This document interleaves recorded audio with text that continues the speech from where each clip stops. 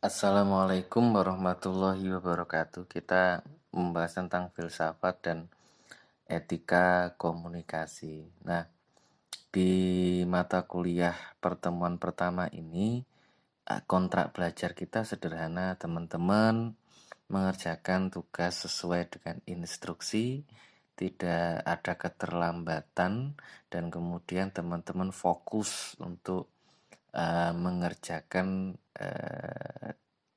pembagian tugas dari mata kuliah yang kita bagi dalam kelas. Nah,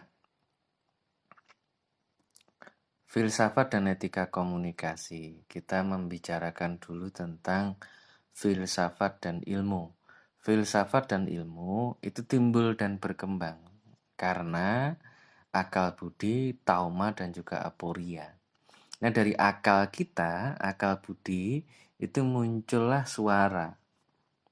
Kita mampu bersuara, kita muncul sandi-sandi, muncul simbol, bahasa, kemudian kita mampu berkomunikasi untuk menyampaikan sebuah pesan dan juga memberi perubahan opini, pemahaman, dan juga mengubah tingkah laku dari komunikan. Karena pada dasarnya manusia itu makhluk yang berpikir, Homo sapiens ya, makhluk yang selalu ingin tahu. Nah, itu tercermin dari akal budi. Kemudian kalau kita memahami dari sisi manusia, maka bisa memunculkan ilmu pengetahuan sehingga mencapai peradaban yang tinggi seperti ini. Itu karena ada tauma, ada rasa kagum. Melihat bulan, melihat matahari, melihat kosmo, asal-usul alam semesta sampai pada tujuan hidup. Dari rasa kagum itulah kemudian timbul kembangnya filsafat dan juga ilmu pengetahuan. Kemudian adanya aporia, masalah, sehingga manusia dituntut untuk berbuat dan juga mencari jalan, sehingga menemukan hal-hal baru, teori-teori baru yang terus saling mengisi. Nah, itu filsafat itu bertanya dan berpikir.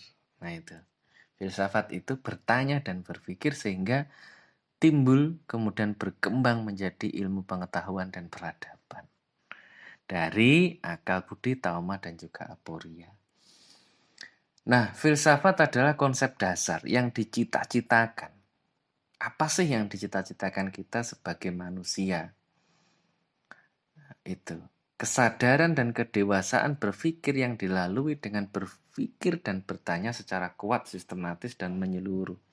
Kalau kita sebagai manusia, kemudian kita bertanya tentang hakikat hidup secara gaib, maka kita membicarakan hal-hal yang metafisis, sedangkan hakikat secara realitas kita bicarakan di ontologi.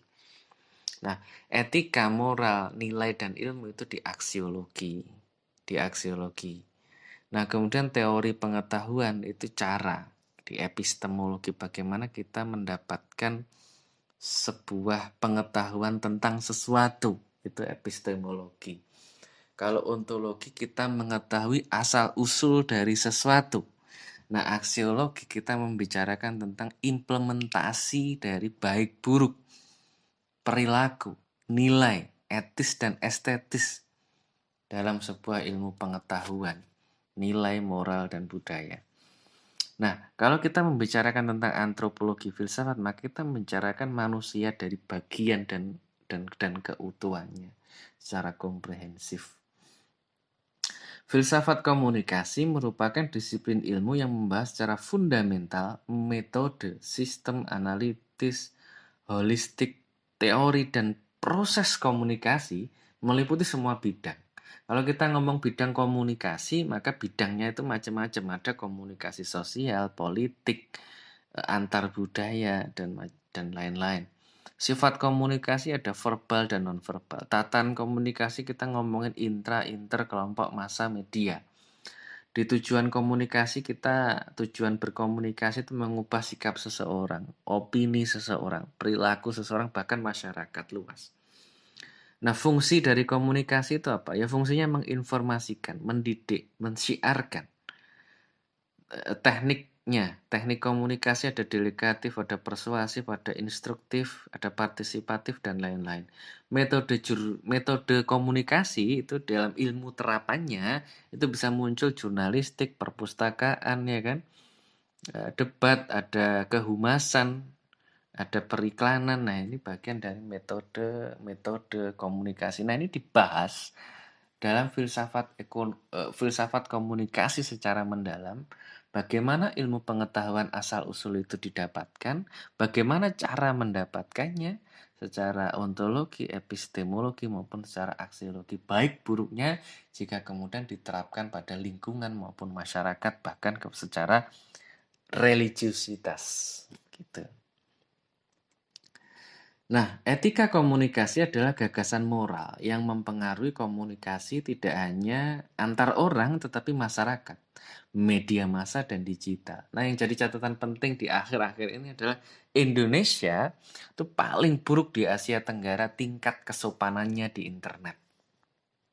Nah, ini menarik. Kemudian sebagai nalar awal kita untuk berpikir, belajar tentang filsafat dan etika komunikasi.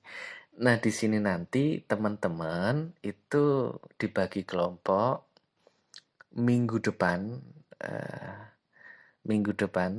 itu teman-teman presentasi tiap kelompok. Jadi tiap kelompok itu presentasi dan tidak dalam bentuk makalah. Tidak perlu ada kata pengantar, pendahuluan, macam-macam itu nggak perlu. Teman-teman itu langsung ke subbabnya, materinya itu langsung. Ya minimal teman-teman 10 halaman dalam penulisannya itu berarti sekitar 6.000 sampai 7.000 kata. Apakah harus ideal? Enggak. Teman-teman semampunya aja, kalau memang 2.000 3.000 cukupnya nggak apa-apa. Itu nanti kan kita koreksi, kita cek similarity-nya, kita cek penulisannya, hal-hal apa yang kurang diperbaiki selama 1 semester sebagai UTS dan juga UAS. Jadi teman-teman tidak terbebani dengan soal-soal tugas tambahan. Fokus di tulisan awal sampai akhir dimatangkan untuk dijadikan apa? Buku. Jadi kita itu simple, santai, tapi produktif. Begitu ya. Oke, pertemuan pertama awal cukup gitu. Kita sudah perkenalan di WA, kita sudah kontrak belajar sederhana di awal. Nah, kita fokus pada penulisan di minggu berikutnya. Untuk yang kesulitan, tiap hari, tiap detik, menit WA saya nggak apa-apa, bertanya.